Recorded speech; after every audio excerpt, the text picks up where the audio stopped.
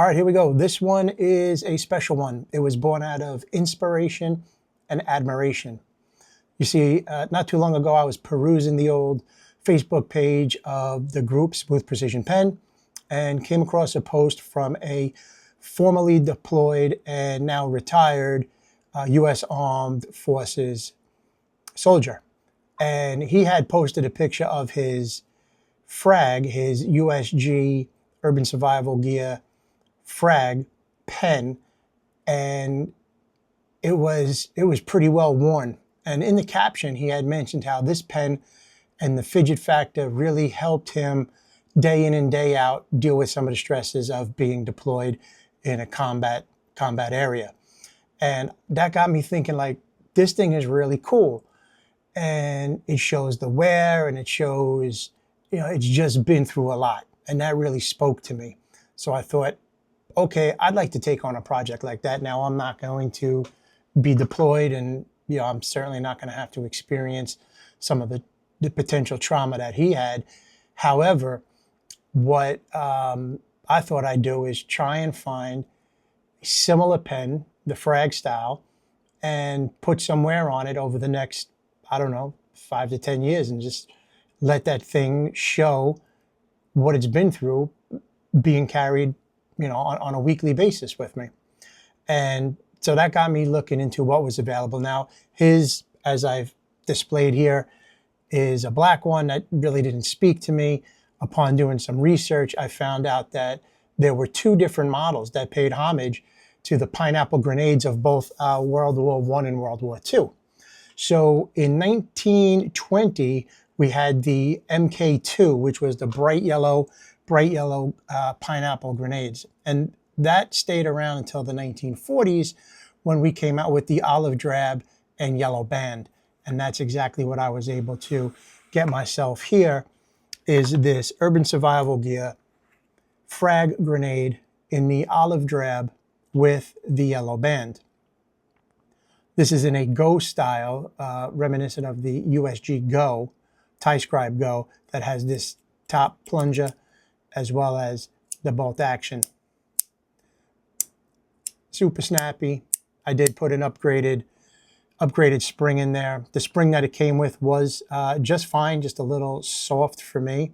This thing is in pristine condition. So I did find a couple others, and one was a little worse for wear. It already had wear, and that's great, but didn't really fit what I was looking to do with it. So I was looking for one in fantastic condition, near mint, and this one looks like it.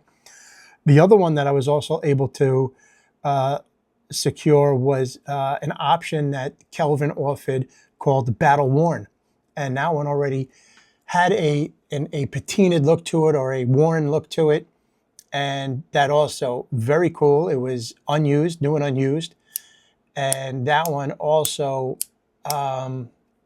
I was able to push to a buddy of mine who was interested. So, I decided I was going to take the boat into deep waters and try and see what I could come up with. This really wasn't one that was anticipated to be easy, but I ended up hooking up 3, and two were secured, and the third one is still maybe a possibility. I don't know. I really haven't heard much on it. So, but that's really neither here nor there.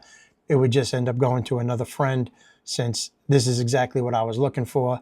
And I did get it from a buddy as well, someone that I have done some transactions with. So it was nice that, we were able to do another one, kind of keep it in the small circle that I like to deal with. So that being said, this has a length of 5.25 inches. It's got a 0.4 inch diameter and weighs 27 grams. And I am using the Pilot iMilli 0.5 ink refill. That just seems to be the best for me aesthetically. I just really like the way that the point protrudes just perfectly. There is next to zero static wiggle and no wiggle when writing. Now, I don't know if Kelvin's idea was to pay homage to these two different grenade patterns from both World War I and World War II. I did see one example of this pen, the grenade pen, in the bright yellow, and I'll put the picture here, and also what it looked like in the grenade itself. And then this one really spoke to me more just because of the contrast between the olive drab with just the yellow band. The bright yellow was just maybe a little too bright for me. So that being said, this was something that was, again, born out of an inspiration and an admiration and an appreciation for one, the gentleman who was a veteran. Thank you for your service. And I did thank him when he posted it. That was the first comment on the post. And I thanked him for his service and thought it was, you know, an unbelievable story of just how cool this guy took this with him. And, you know, this kind of gave him some peace at the end of the night, because who knows what he went through during the day, or vice versa, you know, if he was out on a night patrol, and then this helped ease some of the tension during the day. Super cool. The story resonated with me, got me thinking, how can I do something that kind of pays tribute to it, and in my own way over the course of the next several years be able to see what kind of wear I put on it, and then it'll be special to me. So in any event, this is a pen that it's not new to the individuals in the machined pen world, but it is new to me. It is in, I would say, since I didn't get it directly from Kelvin, I'd give this a 9 out of a 10, where if it was brand new from Kelvin, a 10 out of 10. But, you know, it's super snappy, feels great in hand.